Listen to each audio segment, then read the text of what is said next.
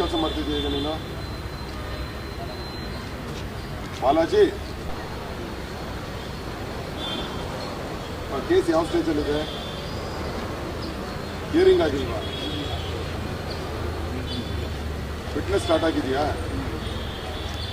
ಯಾವ ಊರು? ತಂದೆ ಹೆಸರು ಎಷ್ಟು ಕೇಸ್ ಇದಾವೆ? ಇದು ಮಾಡ್ರೆ ಕೇಸ್ ಅಲ್ಲ, ಬೇರೆ ಯಾವ ಕೇಸ್ ಇದಾವೆ? ಬೇರೆ ಯಾವ ಕೇಸ್ ಆಗಿ ನೋಡ್ಕೊತಾ ಇದೆಯಾ? ಜೀವನಕ್ಕೆ ಏನು ಮಾಡ್ತಾ ಇದೆಯಾ? ಎಲ್ಲಿ? ಎಷ್ಟು ವರ್ಷ ಇದ್ದಾವೆ? ಡೈರಿ ಸದಸ್ಯತ್ವ ತಗೊಂಡಿದ್ಯಾ? ಬೇರೆ ಯಾವ ಕೇಸ್ ಆಗಿ ನೋಡ್ಕೊತಾ ಇದೆಯಾ? ಜೀವನಕ್ಕೆ ಏನು ಮಾಡ್ತಾ ಇದೆಯಾ? ಎಲ್ಲಿ? ಎಷ್ಟು ವರ್ಷ ಇದ್ದಾವೆ? ಡೈರಿ ಸದಸ್ಯತ್ವ ತಗೊಂಡಿದ್ಯಾ? ಎಷ್ಟು ವರ್ಷದಿಂದ ಇದೆಯಾ ನನ್ನ ಏರಿಯಾದಲ್ಲಿ? ಪುಟ್ಟದಾಗಿಂದ. ಸರಿಯಾಗಿ ನೆಟ್ಟಗೆ ಮರ್ಯಾದೆಯಿಂದ ಗೌರವದಿಂದ ಸಮಾಜದಲ್ಲಿ ಬಾಳ್ಕೊಂಡು ಹೋದ್ರೆ ಸರಿ. ರಸ್ತೆಯಲ್ಲಿ ಕೊಲೆ ಮಾಡೋಂಥ ನಿನ್ನ ಕೊಲೆಗಡೆಗಳಿಗೆಲ್ಲ ಕಾನೂನಿನ ಒಳ್ಳೆ ಪಾಠ ಹೇಳಿದ್ರೆ ಅರ್ಥ ಆಗಲ್ಲ. ಗೊತ್ತಾಯ್ತಲ್ಲ?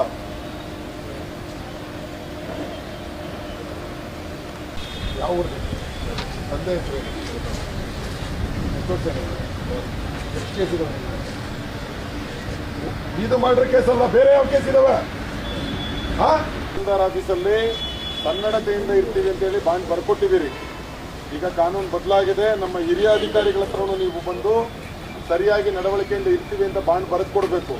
ಆ ಅವಧಿಯಲ್ಲಿ ಏನಾದರೂ ನೀವು ಒಂದು ಕಾನೂನು ಬಾಹಿರ ಚಟುವಟಿಕೆಯಲ್ಲಿ ಭಾಗವಹಿಸಿದ್ರೆ ನಿಮ್ಮ ವಿರುದ್ಧ ಎದುರಿಸೋದು, ಬೇರೆ ಭೂಗಳತನದ ಆಕ್ಟಿವಿಟೀಸ್ ಅಲ್ಲಿ ಭಾಗವಹಿಸೋದು, ರಿಯಲ್ ಎಸ್ಟೇಟ್ ನೆಪದಲ್ಲಿ ಬೇರೆ ಏನಾದರೂ ಮಾಡ್ತಕ್ಕಂಥದ್ದು ಮಾಡಿದ್ರೆ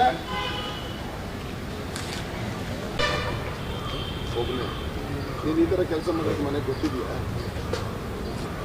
ಎಷ್ಟು ತಿಂಗಳು ಜೈಲಲ್ಲಿದ್ದೆ?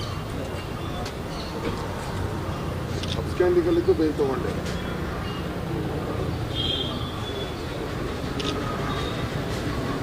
ಹೇಗಿದ್ರೆ ಗೌರವ ಕೊಡ್ತೀವಿ, ಇಲ್ಲ ಅಂತಂದ್ರೆ ಏನು ಕಾನೂನಲ್ಲಿದೆ ಅದನ್ನ ಮಾಡ್ತೀವಿ. ಗೊತ್ತಾಯ್ತಲ್ಲ? ಇಲ್ಲಿ ಸಾಚ ಥರ ನೀನು ಹೇಳೋದು ಅವಶ್ಯಕತೆ ಇಲ್ಲ, ನಾವು ಕೇಳೋದು ಅವಶ್ಯಕತೆ ಇಲ್ಲ. ನಾವು ಚೆಕ್ ಮಾಡಿದಾಗ ಇರಬೇಕು. ನಿಮ್ದು ಎಲ್ಲ ಅವ್ರಿಗೆ ವಾಚ್ ಮಾಡ್ತೀವಿ. ನಿನ್ನ ಗಾಡಿ ಓಡಿಸೋದಾಗಲಿ, ನಿಮ್ದು ಎಕನಾಮಿಕ್ ಸ್ಟೇಟಸ್ ಆಗಲಿ ಅಥವಾ ಏನಿದೆ ಎಲ್ಲ ವಾಚ್ ಮಾಡ್ತೀವಿ. ಗೌರವಯುತವಾಗಿದ್ದರೆ ನೋ ಪ್ರಾಬ್ಲಮ್, ನೀನು ಮನುಷ್ಯನೇ. ಗೌರವಯುತವಾಗಿ ಇಲ್ದಿದ್ರೆ, ನೀನು ಕಾನೂನಿಗೆ ಗೌರವಿಸ್ತಿದ್ರೆ ನಾವು ಏನು ಮಾಡ್ಬೇಕು ಅದು ಮಾಡ್ತೀವಿ. ಕಾರ್ಯ ಕೆಲಸ ಬರುತ್ತೆ ನಿಮಗೆ. ಯಾವ ಊರು ನಿಂದು ಸ್ವಂತ? ಹೊಸಪಾಳ್ಯ. ಮೆಟ್ಟೆ ಕೇಸ್ ಅಸೋಸಿಯೇಟ್. ನೀನು ಕೂಲಿ ಮಾಡೋಕ್ಕೆಲ್ಲ ಸಾಕು. 10 ಜನದಲ್ಲಿ ನೀನು ಒಬ್ಬನಾ? ಇವ್ರದ್ದೆಲ್ಲ ಸರಿಯಾಗಿ ನೋಡಿ. ಇವ್ರ ಮೊಬೈಲ್ ಡೀಟೇಲ್ಸು, ಬ್ಯಾಂಕ್ ಡೀಟೇಲ್ಸು, ಇವನು ಯಾವ ಗಾಡಿ ಬಳಸ್ತಾನೆ, ಎಲ್ಲಿ ಹೋದಾಗ ಎಲ್ಲಿ ಶೆಲ್ಟರ್ ತೊಗೊಂಡಿದ್ದ, ಕೇಸ್ ಆದಮೇಲೆ ಎಲ್ಲೆಲ್ಲಿ ಹೋಗಿದ್ದ, ಕರೆಕ್ಟಾಗಿ ನೋಡಬೇಕು. ಸುಮ್ಮನೆ ಇಲ್ಲಿ ನಾವು ನಂಬಿಕೆ ವ್ಯವಸ್ಥೆ ಎಲ್ಲ ಬರೆದ್ಬಿಟ್ರೆ ಏನೂ ಕೆಲಸ ಆಗೋದಿಲ್ಲ. ಇವನು ನೀವು ನಾಮೆಯಿಂದ ಒಳಗಡೆ ಬನ್ನಿ. ಈಗ ಬಿಟ್ಟಿದ್ದೀಯಾ ಮೊಬೈಲ್ ಕಿತ್ಕೊಂಡು ಹೋಗೋದು? ಏನು ಕೆಲಸ ಮಾಡ್ತಾ ಇದೀಯಾ? ಅವತ್ತು ಗಾರೆ ಕೆಲಸ, ಇವತ್ತು ಗಾರೆ ಕೆಲಸ. ಯಾವ ಊರು ನಿಂದು? ಇದೊಂದು ಕೇಸ್ ಬಿಟ್ಟರೆ ಬೇರೆ ಯಾವುದು ಕೇಸ್ ಇಲ್ವಾ ನಿಂದು? ಅದಾದ್ಮೇಲೆ ಯಾವುದು ಮಾಡಿಲ್ಲ. ಜೈಲಲ್ಲಿ ಎಷ್ಟು ದಿನ ಐತೆ? ತುಂಬ ದಿನ ಅಂದರೆ 1 ವರ್ಷ. 394 ಕೇಸ್. ಮೊಬೈಲ್ ಕಿತ್ಕೊಂಡು ಹೋಗಿದ್ದು ರಿಕವರಿ ಮಾಡಿದ್ರ? ಯಾರ್ಯಾರು ಹೋಗಿದ್ದು?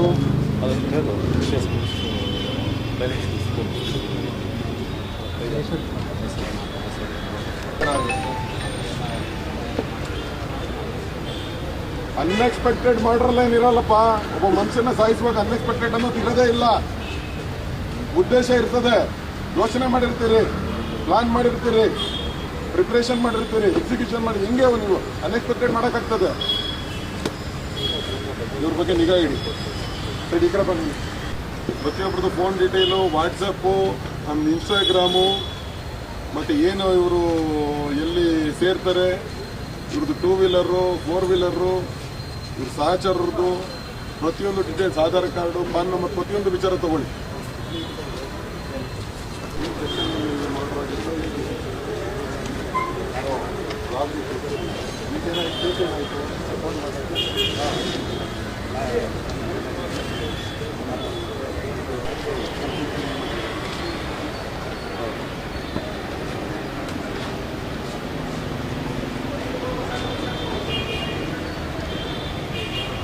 ಎಲ್ಲಿ ವಾಸ ಇದೆಯಾ ನೀನು?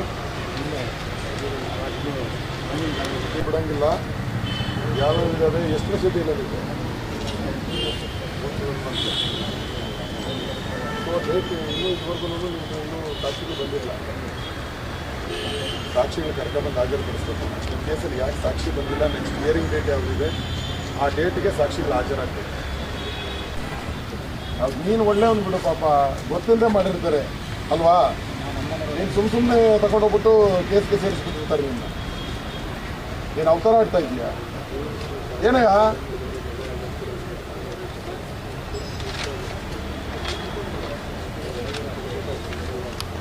ಎಷ್ಟು ಕಟ್ತೀಯ ತಿಂಗಳ? 9,000 ರೂಪಾಯಿ. ದುಡಿಮೆ ಆಗುತ್ತಾ ಅಷ್ಟು?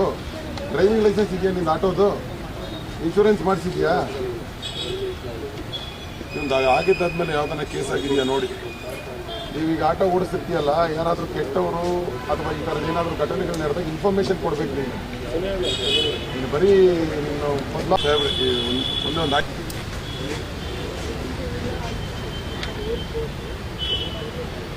ಇದು ನಾನು ಕೂಡ ನೋಡಿದ್ದೀನಲ್ಲ, ಈ ಥರದ್ದೆಲ್ಲ ಮಾಡ್ತಾ ಇದೆಯಾ ಈಗೂ? ಈ ಕೇಸ್ಗೆ ಪಕ್ಕಾ ಸಾಕ್ಷಿ ಹಾಜರಾಗಬೇಕು. ಇಂಥ ಕ್ರಿಮಿನಲ್ಸ್ಗೆ ಕಾನೂನು ಪ್ರಕಾರ ಶಿಕ್ಷೆ ಆಗಬೇಕು. ನಾವೇನು ಮಾಡೋದು ಬೇಡ, ನಿನಗೆ ಕಾನೂನು ಪ್ರಕಾರನೇ ಮಾಡಿಸ್ತೀವಿ.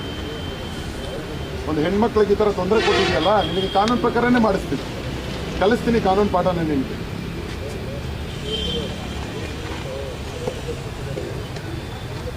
ಜೈಲಾಗಿದ್ರೆ ಹೊಸಬ್ರು ಯಾರು? ಇವನು ಫೋನ್ ಡೀಟೇಲ್ಸ್ ಅಬ್ಸರ್ವ್ ಮಾಡಬೇಕು. ಇವನು ಎಲ್ಲಿದ್ದಾನೆ, ಏನು ಹೋಗ್ತಾನೆ, ಏನು ಮಾಡ್ತಾನೆ ಅಬ್ಸರ್ವ್ ಮಾಡಿ. NDPS ಕೇಸ್ಗಳವ್ರನ್ನ ಮಾದಕ ದ್ರವ್ಯ ಸಾಗಣೆ ಮಾಡೋರು ಇವ್ರ ಜೊತೆಗೆ ಯಾರಾದ್ರೂ ಒಬ್ಬರು ಕಡೆ ಇವ್ನು ಮಾಡಿಲ್ದಿದ್ರೆ ಇನ್ನೊಬ್ಬರ ಕಡೆ ಮಾಡಿಸ್ತಿರ್ತಾನೆ. ಸುಮ್ಮನೆ ಬರೋದಿಲ್ಲ. ಇವನು ಅಬ್ಸರ್ವ್ ಮಾಡಿ ಇವನ್ನ.